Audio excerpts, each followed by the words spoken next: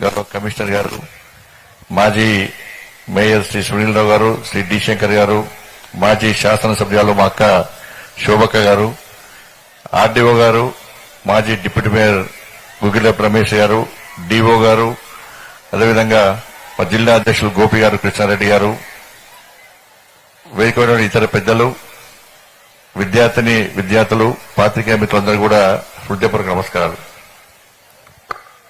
ఇది ముందుగా ఇటువంటి స్ఫూర్తి సమాజానికి సేవ చేయాలి, మిమ్మల్ని గెలిపించిన ప్రజలకు ఎప్పుడు అందుబాటులో ఉండి వాళ్ళని సేవ చేసే ప్రయత్నం చేయాలి, వాళ్ళని ఆదుకునే ప్రయత్నం చేయాలి, వాళ్ళ సమస్యలు చేదోడు వాదోడుగా ఉండాలని చెప్పి మాకు స్ఫూర్తి నింపినటువంటి మన ప్రియతమ నేత దేశ ప్రధాని నరేంద్ర మోడీ గారికి ఈ వేదిక ద్వారా ముందుగా వారికి కృతజ్ఞతలు తెలియజేస్తూ వారి యొక్క ఆశీస్సులతోనే ఈరోజు మాలాంటి కార్యకర్తలందరూ కూడా మాకు తృణమో ప్రణమో ఈ సమాజ సేవలో భాగస్వామ్యం అవుతున్నాం. మాకు స్ఫూర్తి మాకు నరేంద్ర మోడీ గారు, వారి యొక్క ఆదేశం, వారి యొక్క ఆలోచన, వారి యొక్క సంకల్పం, వారి ఇచ్చినటువంటి ఆదేశం ప్రకారం ఈరోజు ఈ సేవా కార్యక్రమంలో మేము భాగస్వామ్యం అవడం నిజంగా చాలా అదృష్టంగా భావిస్తున్నాం. చాలా మంచి కార్యక్రమం. వాస్తవానికి ఈ సైకిళ్లు ఇచ్చేటువంటి వితరణ చేసేటువంటి కార్యక్రమానికి ప్రధాన కారణం మన జిల్లా కలెక్టర్ గారు. బేటీ బచావో బేటీ పడావో కార్యక్రమంలో నేను, సిపి గారు, గౌరవ కమిషనర్ గారు కూర్చున్నప్పుడు ఒక 100 సైకిల్స్ ఇచ్చినప్పుడు మంచి ఫీడ్బ్యాక్ వచ్చింది. అప్పుడు అందరం కలిసి కూడా గర్ల్స్ కి ఇవ్వాలని చెప్పి బేటీ బచావో బేటీ పడావో స్కీమ్ కింద గర్ల్స్ కి ఇవ్వాలని చెప్పి ఆ రోజు అనుకున్న తర్వాత మళ్లీ ఆలోచన వచ్చి గర్ల్స్ తో పాటు బాయ్స్ కూడా 10th క్లాస్ చదివేటువంటి ప్రతి ఒక్కరికి ఇచ్చే ప్రయత్నం చేద్దామని చెప్పి ఆలోచించిన తర్వాత ఈరోజు కరీంనగర్ పార్లమెంట్ కాన్స్టిట్యున్సీలో గవర్నమెంట్ స్కూల్లో చదువుతున్నటువంటి, దాంతోపాటు శిశు మందిర్ స్కూల్లో చదువుతున్నటువంటి 10th గర్ల్స్ బాయ్స్ కి అందరు కూడా ఇవాళ సైకిల్ ఇవ్వాలని చెప్పి ఆ కార్యక్రమాన్ని ఈ రోజు ప్రారంభించుకోవడం చాలా సంతోషంగా. ఇది ఏది ప్రభుత్వ స్కీమ్ కాదు, నేను సొంతంగా డబ్బులు ఇవ్వడానికి కోటీశ్వరి కాదు. ఇది సిఎస్ఆర్ ఫండ్స్. పెద్ద పెద్ద కంపెనీస్ తో మాట్లాడి వాళ్ళు ఏదో పని కోసం మా దగ్గరికి వచ్చినప్పుడు మీ డబ్బులు ఉండడం ముఖ్యం కాదు, మీ ఫండ్స్ కూడా సమాజానికి ఇచ్చే ప్రయత్నం చేయండి, 10 మందిని ఆదుకునే ప్రయత్నం చేయండి అని చెప్పి నేను రిక్వెస్ట్ చేసిన తర్వాత మురళి గారు, అదేవిధంగా రాము గారు, చారినకొండ శ్రీధర్ గారు వాళ్ళు ముగ్గురు స్పందించి తప్పకుండా పేద విద్యార్థులకు సైకిల్స్ ఇవ్వాల్సిన బాధ్యత మా మీద ఉంది కాబట్టి ఇస్తా అని చెప్పి వారికి ముందుకు వచ్చింది. కాబట్టి వారికి వేదిక ద్వారా ప్రత్యేకంగా కృతజ్ఞతలు తెలియజేస్తూ ఇలా ప్రభుత్వ పాఠశాలలు అంటే నిజంగా ప్రభుత్వ పాఠశాలలో చదువుకోవడం అదృష్టవంతులు మనం. ఎందుకంటే బీడీలు, ఎంఈడీలు, పెద్ద పెద్ద డిగ్రీలు చేసినటువంటి ఉపాధ్యాయులు మా ప్రభుత్వ పాఠశాలలో చదువు చెప్తా ఉంటారు. అటువంటి పాఠశాలలో వాళ్ళు చదువుకోవడం అదృష్టంగా భావించాలి. పేదరికం ఎప్పుడు దేనికి అడ్రాదు. ఇవాళ మీ తల్లిదండ్రులు ఏ విధంగా మిమ్మల్ని చదివించడానికి, మిమ్మల్ని పోషించడానికి ఏ విధంగా ఇబ్బంది పడుతున్నారో ఆ ఇబ్బంది నుంచి వచ్చిన వాడే మీరు పండించండి. నేను కూడా అదే ఇబ్బందులు పడ్డానే. నాది కూడా పేదరిక కుటుంబమే. మా తల్లిదండ్రులు కూడా మాకు భోజనం పెట్టడానికి, చదివించడానికి, మమ్మల్ని పోషించడానికి అనేక ఇబ్బందులు పడ్డ విషయం నాకు గుర్తొచ్చి మీ దగ్గర నుంచి వచ్చిన వ్యక్తిని కాబట్టి, మీలాగా కష్టపడ్డ వ్యక్తిని కాబట్టి, మీలాగా పేదరికం నుంచి వచ్చినటువంటి వ్యక్తిని కాబట్టి వాళ్ళ పేదల బాధలేంది, పేద విద్యార్థుల కష్టాలేంది తెలుసుకోబట్టే ఈరోజు ఆదుకునే ప్రయత్నం వీళ్ళు చేస్తా ఉన్నాను. నేను కూడా కాపువాడలో పుట్టినా, కనీసం తిండికి లేకున్నటువంటి పరిస్థితి. ఉదయం లేచి శాఖకు పోవడం, తర్వాత దేవాలయానికి పోయి దేవుని మొక్కోవడం, తర్వాత శిశుమందిర్ పాఠశాలకు పోవడం, కనీసం తిండి ఉంటుందా లేదన్న పరిస్థితి. ఎందుకంటే మా నాన్నగారు కూడా ప్రభుత్వ ఉపాధ్యాయుడు, మా అమ్మగారు కూడా ప్రైవేట్ స్కూల్లో పనిచేసి కష్టపడి మమ్మల్ని చదివారు వాళ్ళందరూ కూడా. కాబట్టి ఎక్కడ ఎన్ని ఇబ్బందులు వస్తే కూడా మా తల్లిదండ్రులు ఎప్పుడు మేము బాధపడలేదు. ఇవాళ మీరెట్లా కష్టపడి చదువుతున్నారో అప్పుడు మేము కూడా అదే స్థాయి నుంచి వచ్చాం కాబట్టి వాళ్ళ పేద విద్యార్థుల ఇబ్బందులు తెలుసు, కష్టాలు తెలుసు. కాబట్టి ఇవాళ 10th క్లాస్ చాలా ముఖ్యం. ఉదయం స్పెషల్ క్లాసెస్ ఉంటాయి, సాయంత్రం స్పెషల్ క్లాసెస్ ఉంటాయి. మనం పాఠశాలకు ఆటోల్లో పోలేని పరిస్థితి, గ్రామాల్లో ట్రాన్స్పోర్టేషన్ సరిగా లేని పరిస్థితి. కాబట్టి ఉదయం క్లాసులకు వెళ్ళాలంటే లేట్గా పోతాం, క్లాసులు మిస్ అవుతాయి. ఈవినింగ్ ఇంటికి రావాలంటే చీకటి అయితే చాలా ఇబ్బంది వస్తుంది. డ్రాప్ అవుట్స్ ఎక్కువ అవుతున్నాయి. కాబట్టి ఇలా ఎట్టి బస్సులో ఈ విద్యార్థులను ఆదుకోవాలనే ఉద్దేశంతో ఈ సైకిళ్లను అందించాలని చెప్పి ఒక లక్ష్యాన్ని ఒక సంకల్పం తీసుకొని ఈరోజు సైకిళ్లను అందించే ప్రయత్నం మనం చేస్తా ఉన్నాం ఇవాళ. దీని ద్వారా వచ్చే సంవత్సరం ఇంకా అడ్మిషన్స్ పెరిగే అవకాశం ఉంటుంది. అడ్మిషన్స్ పాఠశాలలు, ప్రభుత్వ పాఠశాలలు అడ్మిషన్స్ పెంచాలన్న ఆలోచనతో కూడా ఈ కార్యక్రమాన్ని తీసుకోవడం జరిగింది. ఇలా ఫలితాల విషయానికి వస్తే గౌరవ కలెక్టర్ గారు చెప్పినట్టు గతంలో ఉత్తమ ఫలితాలు ప్రభుత్వ పాఠశాల ద్వారా మాత్రమే వచ్చినాయి.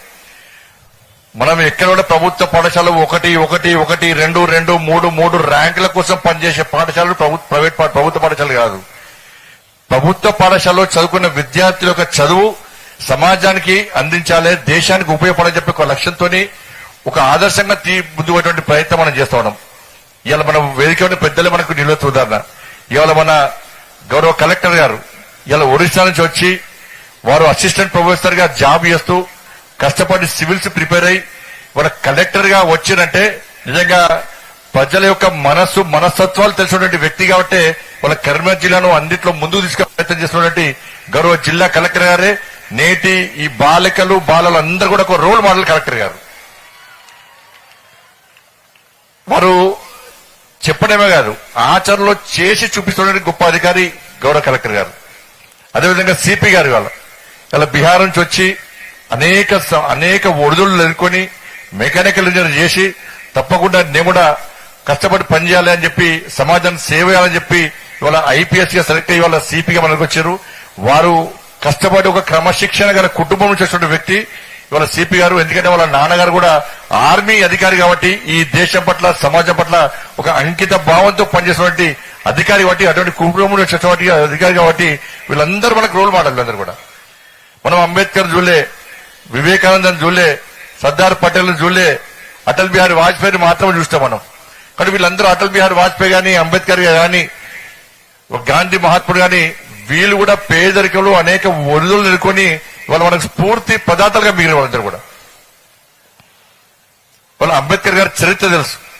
సమాజం చిన్న చూపు చూసినప్పుడు కూడా, అంటరాను చూసినప్పుడు కూడా ఎలాంటి వసతులు లేని పరిస్థితుల్లో, ఎలాంటి సౌకర్యాలు లేని పరిస్థితుల్లో సమాజం చీదలుచుకునేటువంటి ప్రయత్నం చేస్తున్న పరిస్థితుల్లో ఎక్కడ వెనుకడుగు వేయకుండా ఇవాళ మనందరికీ స్ఫూర్తి పదార్థంగా ఒక ఆదర్శ మూర్తిగా నిలిచినటువంటి గొప్ప వ్యక్తి బాబాసాహెబ్ అంబేద్కర్. ఇవాళ మీ అందరికీ సమస్యలు తీర్చడానికి ఆ అంబేద్కర్ స్ఫూర్తిగా తీసుకొని పాల్చుకున్నటువంటి మోడీ గారు మీకున్నారు. ఇలా నేటి విద్యార్థులు సమస్యలు తీర్చడానికి, మీకు ఎలాంటి కష్టాలు లేకుండా మీ అందరిని చూసుకోవడానికి నరేంద్ర మోడీ గారు ఉన్నారు. కానీ మా కాలంలో నరేంద్ర మోడీ గారు లేరు మాకు. అందుకే ఇబ్బందులు పడ్డం. మీ ఇబ్బందులు తీర్చడానికి మాత్రం నరేంద్ర మోడీ గారు ఉన్నారు. ఇందులో విద్య పట్ల ప్రత్యేకమైన శ్రద్ధ వహిస్తున్న వ్యక్తి నరేంద్ర మోడీ గారు. ఇలా గత ప్రభుత్వాలు ఇవాళ కేవలం విద్యకు 68,000 lakhs మాత్రమే 68,000 కోట్ల రూపాయలు మాత్రమే ఇవాళ విద్యకు కేటాయిస్తే ఇవాళ నరేంద్ర మోడీ గారి ప్రభుత్వం, కేంద్ర ప్రభుత్వం 1,28,000 కోట్ల రూపాయలను ఇవాళ విద్యకు కేటాయించి విద్య పట్ల ఏ విధంగా శ్రద్ధ వహిస్తుందో ఇవాళ కేంద్రీయ విద్యాలయాలు గాని, సైనిక స్కూల్స్ గాని, నవోదయ పాఠశాలలు గాని, ఏకలవ్య పాఠశాలలు గాని అన్ని సౌకర్యాలతో ఒక మంచి విద్యను అందిస్తున్నటువంటి ప్రభుత్వం మన కేంద్ర ప్రభుత్వం. కానీ ఇటువంటి పరిస్థితుల్లో మనందరం కూడా వాటిని ఉపయోగించుకోవాల్సిన అవసరం ఉంది. ఇలా విద్యను అభ్యసించడం, స్థానిక భాష ద్వారా విద్యను అందించడం, పాఠశాల నిర్వహణ అంతా కూడా రాష్ట్ర ప్రభుత్వాల పరిధిలో ఉన్నప్పుడు కూడా వాళ్ళ జాతీయ విద్యా విధానం విషయంలో చట్టాన్ని తీసుకొచ్చి ఇలా ప్రజల్లో పడ్డ విద్యార్థుల పట్ల అంకిత భావంతో పనిచేసిన మంచి ఆలోచన కల్పించాలనే ఉద్దేశంతో నరేంద్ర మోడీ ప్రభుత్వం కష్టపడి పనిచేస్తున్న విషయాన్ని మనం గుర్తుంచుకోవాల్సిన అవసరం ఉంది. అందుకే మీరు విద్యార్థులందరూ కూడా ఇవాళ సైకిల్ ఇవ్వడం ముఖ్యం కాదు. ఈ సైకిల్ దేనికోసం ఇస్తున్నామంటే మీరు కష్టపడి చదువుతారు.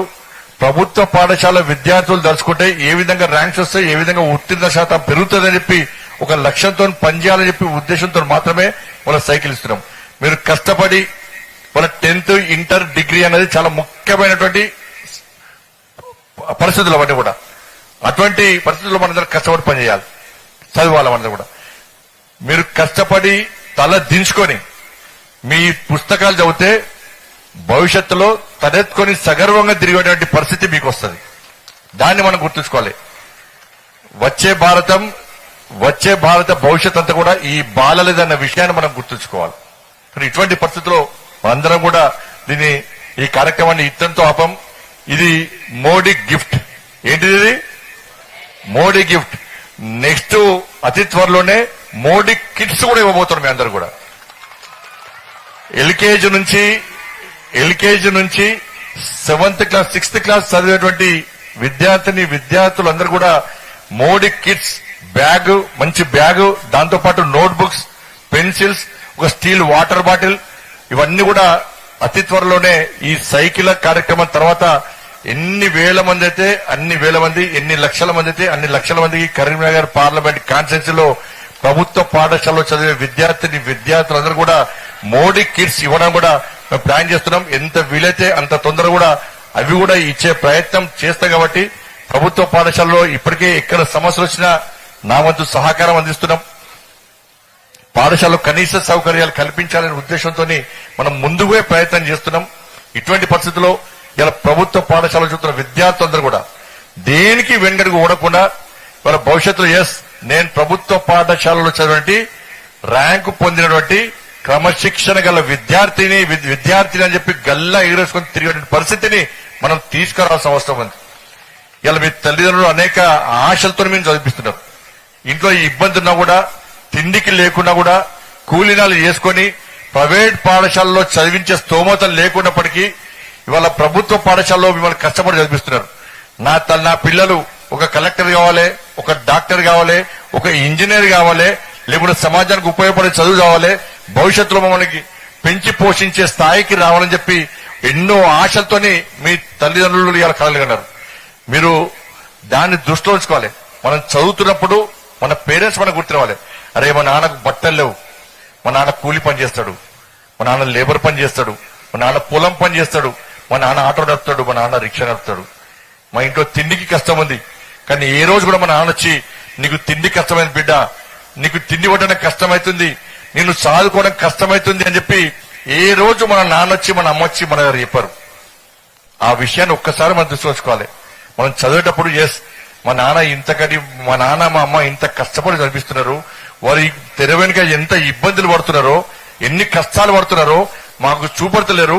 ఇలా మనం కష్టపడి చదివిస్తున్నారు కాబట్టి వాళ్ళ కోసమన్నా వాళ్ళ ఆశలు నెరవేర్చడానికి, వాళ్ళ కళలను తీర్చడానికి మనం ఒక సంకల్పం తీసుకొని ముందుకు ప్రయత్నం చేస్తే అందరికంటే సంతోషపడేది మన తల్లిదండ్రులే. దాన్ని దృష్టి ఉంచుకోవాలి. ప్రతిసారి మళ్ళీ చెప్తున్నాను, నేను ప్రజా సంగ్రామ యాత్ర చేసేటప్పుడు పేదల కష్టాలేందో తెలుసుకున్నాను. ఇవాళ నేను వాస్తవానికి పార్లమెంట్ సభ్యునిగా గెలిచిన అంటే నాకు 50% ఓట్స్, 50% ఓట్లన్నీ కూడా ఎల్కేజీ నుంచి పీజీ వరకు ఉన్నటువంటి విద్యార్థులు వాళ్ళ పేరెంట్స్ తో నాకు ఓట్లు ఇచ్చారు. నాకు ఎన్నికల తర్వాత ఒక అధికారి వచ్చి కలిసి నాకు అధికారి ఎన్నికల తర్వాత వచ్చి అన్నకు చిన్న సంఘటన జరిగిందని అన్నాడు. ఏంటిదని నేను అన్నాను. పోలింగ్ ఈవినింగ్ 3 to 5 అందరూ కూడా అన్ని పనులు చేసుకొని వచ్చి ఓటింగ్కి వస్తారు. ఆ అధికారి వచ్చి నాకు ఏం చెప్పిందంటే, ఒక 80-70 ఏళ్ళ ముస్లిం వచ్చింది. ఆ ముస్లిం వచ్చి ఓటేయడానికి వచ్చింది. అప్పుడే కరెంటు పోయింది, ఆమెకు కనబడతలేదు. వచ్చి నా పువ్వు గుర్తు కనబడతలేదు ఏందయ్యా అన్నదట. నా పువ్వు గుర్తు కనబడతలేదు ఏందయ్యా అని చెప్పి ఆ ఎన్నికల అధికారిని అడిగితే, ఆ ఎన్నికల అధికారి పోయి చూపడ్డాక ఆమె ఓటేసి బయటకు వచ్చిందట. అది చాలా మంది క్యూలో ఓటర్స్ ఉన్నారు. ఈయనకు అమ్మ నుంచి 70 ఏళ్ళ ముస్లిం ఆమె నుంచి అట్లా ఆన్సర్ వస్తుందని అధికారి అనుకోలే. అమ్మ నువ్వు వచ్చినావు కదా, ఇంత మంది ముందట నువ్వు పువ్వు గుర్తు అని చెప్తున్నావు కదా, నువ్వు పువ్వు గుర్తుకు ఎందుకు ఓటేస్తావు అన్నాడట. అప్పుడు అమ్మ చెప్పిందట, నేను ఓటేయడానికి వచ్చినప్పుడు నా ఇంట్లో నా మనవరాలు ఒట్టేసి పంపించి బండి సంజయ్కి ఓటేయమని చెప్పి అన్నాడట. ఈ అధికారి అనుకున్నాడట, అరే 70 ఏళ్ళ ముసలమా వాళ్ళ మనవరాలు ఏదో డిగ్రీ పీజో చేస్తుంది కావచ్చు అని చెప్పి, ఇన్ని మనవరాలు ఏం చేస్తుందమ్మా అంటే 3వ తరగతి చదువుతుంది అన్నదట. నాకు 3వ తరగతి చదివేటప్పుడు అమ్మాయి కూడా వాళ్ళ బండి సంజయనకు ఓటేయమని చెప్పి వాళ్ళ 70 ఏళ్ళ అమ్మమ్మని పంపిందంటే ఆ పిల్లల మనసు గెలవడం నిజంగా అదృష్టంగా భావిస్తాను. నేను ఒక ఫంక్షన్ పోతే ఒక అమ్మ వచ్చి నా తరపు ఉరికేస్తా ఉన్నది. ఆమె బెజ్జంకి పోతే నా వైపు ఉరికేస్తా ఉన్నది. నువ్వు ఆగు సార్ అంటున్నది. అరే అడ్డుకుంటుందా ఏందని నేను అనుకున్నా. ఏందమ్మా అంటే, ఒక్క 5 నిమిషాలు వెయిట్ చేయి సార్, మా పాప వస్తుంది సార్ అంటే, ఆ దూరం నుంచి వాళ్ళ నాన్నగారు 5th క్లాస్ చదువుతున్న ఒక పాపని ఎత్తుకొని వస్తుంటే ఏంటి అంటే నీతో సెల్ఫీ దిగాలి సార్ అన్నారు. సరే అని చెప్పి సెల్ఫీ దిగిన. ఎందుకు దిగుతున్నావు మా సెల్ఫీ అంటే, సార్ ఈ సెల్ఫీ కథ పక్కకు పోయింది సార్, నేను ఇక పార్టీ పేరు ఎందుకని, ఇది పొలిటికల్ స్టేజ్ కాదు, నేను ఫలానా పార్టీకి సంబంధించిన ఎంపీటీసీ సార్, నేను బీజేపీ కాదు సార్, ఫలానా పార్టీకి సంబంధించిన ఎంపీటీసీ సార్, ఈ పాపకు హార్ట్ లో హోల్ వచ్చింది సార్, హార్ట్ లో హోల్ వస్తే నేను హాస్పిటల్లో అడ్మిట్ చేసిన. ఎన్నికల పోలింగ్ కంటే 2 days ముందు మా పాపకు సర్జరీ ఉండే. మా ఊరు సర్పంచ్ నాకు ఫోన్ చేసిండు, నేను ఎంపీటీసీని, మా ఊరు సర్పంచ్ నాకు ఫోన్ చేసి, ఏమై ఎంపీటీసీ సాబ్ ఎల్లుండే పోలింగ్ నువ్వు వస్తావా రావా అని నాకు ఫోన్ లో మాట్లాడితే, నేను మా పాప బెడ్ పక్కనే ఉన్నా, నేను రాలేను ఈ సర్పంచ్ సాబ్ నువ్వే చూసుకో, మా పాపకు హార్ట్ హోట్లో ఉంది, సర్జరీ ఉంది, అందుకే రాలేకపోతున్నా, నువ్వే చూసుకొని ఫోన్ కడియేసా సార్. కడియేసాక ఈ బెడ్ మీద ఉన్న 5వ తరగతి చదువుతున్న అమ్మాయి ఏమన్నా తెలుసా అన్న, లేదు నానా నువ్వు పోయి బండి సంజయనకు ఓటేసి వస్తేనే నేను సర్జరీ చేసుకుంటా, లేకుండా మాత్రం సర్జరీ చేసుకోని చెప్పి ఈ 5వ తరగతి చదువుతున్నటువంటి బెడ్ మీద ఉన్న అమ్మాయి చెప్పడం వల్ల అమ్మాయి ఆయన చోటేసిపోయాడు. అంటే ఇవన్నీ కూడా నేను రాజకీయంగా ఎంపీకి గెలిచినా ఎంపీకి గెలవాలని ఆలోచన కాదు. ఇవన్నీ కూడా మాకు ఏం ఆలోచన వస్తుందంటే, మాలాంటి పొలిటీషియన్స్ కూడా అరే ఇంత పిల్లలందరూ కూడా మన మీద ఇంత ప్రేమ అభిమానంతో మనల్ని ప్రోత్సహిస్తారు కాబట్టి వాళ్ళకు ఏం చేయాలి, మనం ఏం చేస్తే ఇలా మనం తృప్తి పడతాం, వాళ్ళు తృప్తి పడతారు అంతే తప్ప ఫోటోల కోసమో మీడియా కోసమో సోషల్ మీడియాలో పబ్లిసిటీ కోసం ఇది చేస్తలేము. ఈ పబ్లిసిటీ కోసం చేస్తే ఏదో 500 సైకిల్లో 1000 సైకిల్లో ఏదో సైకిల్ ఇష్టం వాళ్ళం, కానీ ఎవరు అసలు ప్రతి ఒక్కరు కూడా ఇలా సేవ చేసి మనం గెలిపించారు కాబట్టి, ఒక మంచి ఆలోచన గెలిపించారు కాబట్టి, మీరు గెలిపించిన పార్లమెంట్ సభ్యునిగా మీరు గెలిచిన తర్వాత మీరు కష్టపడి గెలిపించాలంటే, భారీ మెజార్టీతో గెలిపించిన కాబట్టి, ఇవాళ నరేంద్ర మోడీ గారు నాకు కేంద్ర మంత్రి బాధ్యతలు ఇచ్చారు కాబట్టి, తప్పకుండా మీ అందరి ఆశీస్సుతో గెలిచి ఈ బాధ్యత వచ్చింది కాబట్టి ఈ సమాజానికి సేవ చేయాలి, నన్ను గెలిపించిన ఈ పార్లమెంట్ నియోజకవర్గానికి సేవ చేయాలని చెప్పి ఆలోచనతో మాత్రమే ఈ సైకిల్ కార్యక్రమాన్ని చేపడం తప్ప ఇలా వేరే ఉద్దేశం లేదు, వేరే ఆలోచన లేదనే విషయాన్ని మనం గుర్తుంచుకోవాలి. కాబట్టి దయచేసి ఈ సైకిళ్లను మీకు ఇచ్చినంత మాత్రం వెంటనే ఇదేదో గొప్ప సేవ అనుకుంటలేను, తప్పకుండా ఇంకా ఇటువంటి అధికారులు ఇటువంటి అధికారులకు మంచి ఆలోచన ఉంది కాబట్టి వాళ్ళ ఆలోచన మేరకు కష్టపడి ఇలా ముందుగా ప్రయత్నం చేస్తా.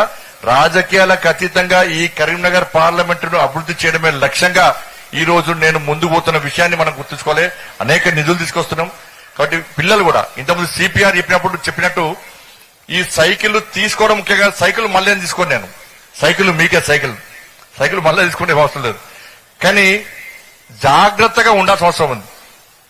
పోయేటప్పుడు లెఫ్ట్ సైడ్ పోవడం, వచ్చేటప్పుడు రైట్ సైడ్ అవ్వడం, రోడ్ క్రాస్ చేసేటప్పుడు చాలా జాగ్రత్తగా ఉండడం, మీ ఇంట్లో చిన్న పిల్లలకు సైకిల్ ఇవ్వకుండా జాగ్రత్త పడడం, ఇవన్నీ కూడా మీరు దయచేసి జాగ్రత్తగా ఉండాలి. సైకిల్ ఇస్తామని చెప్పి రఫ్ గా పోవడం, ఈ సైకిల్ ఎందుకు ఇస్తాం రా అని చెప్పి మాకు ఆలోచన రావద్దు.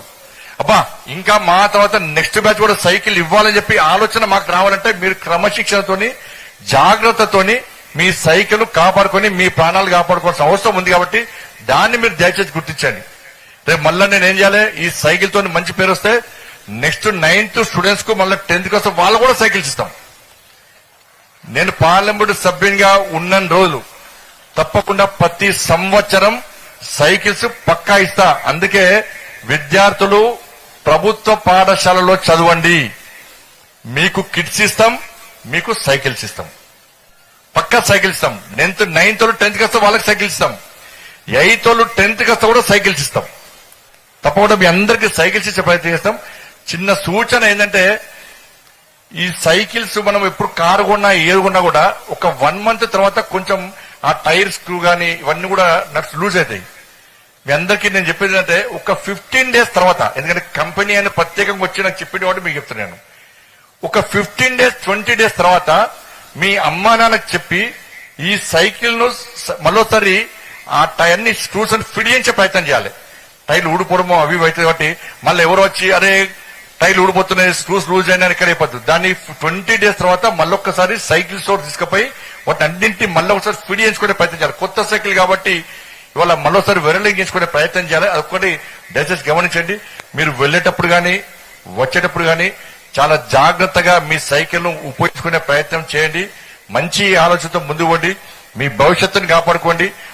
మీ చదువుకున్న చదువు సమాజానికి దేశానికి ఉపయోగపడే విధంగా మీరు కష్టపడి ముందుకు సాగాల్సిందిగా మీ అందరికీ విజ్ఞప్తి చేస్తూ, మీ అందరికీ నిండు నూరేళ్లు ఆరోగ్యాలు ఉన్నాయని చెప్పి, మీ తల్లిదండ్రులు కన్నటువంటి కళలను మీరు సాకారం చేయాలని చెప్పి, భావి భవిష్యత్తు మీది బాగుండాలని చెప్పి, ఆ శక్తిని సామర్థ్యాన్ని ఆ అమ్మవారు మీకు అందించాలని చెప్పి మనస్ఫూర్తిగా ఆ తల్లిని వేడుకుంటూ మీ అందరికీ అభినందన తెలియజేస్తూ, తప్పకుండా మీ సేవలో ఇంకా ముందుంటారని చెప్పి తెలియజేసుకుంటూ ముగిస్తున్నాను. భారత్ మాతాకి జై.